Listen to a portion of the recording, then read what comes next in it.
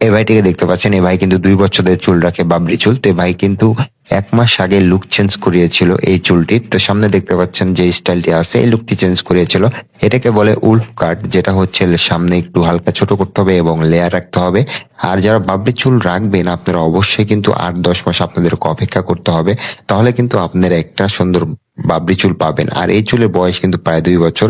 পিছনে কিন্তু একদম লং লেয়ার রেখে দিয়েছে, কারণ পিছনের চুলের একটা লুক আছে আর সামনের চুলে একটা লুক আছে। আমি কিন্তু হেয়ার ড্রাই করতেছি, শুকিয়ে গেলে একটু সুন্দর করে সেট আপ করে আপনাদেরকে দেখাবো।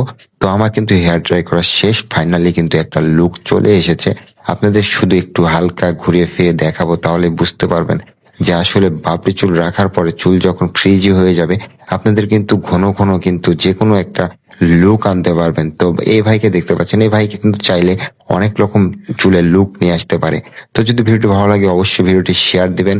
আর যদি নতুন নতুন টিপস পেতে চান অবশ্যই কমেন্ট করবেন। জীবন দুদু আছে আপনাদের সাথে।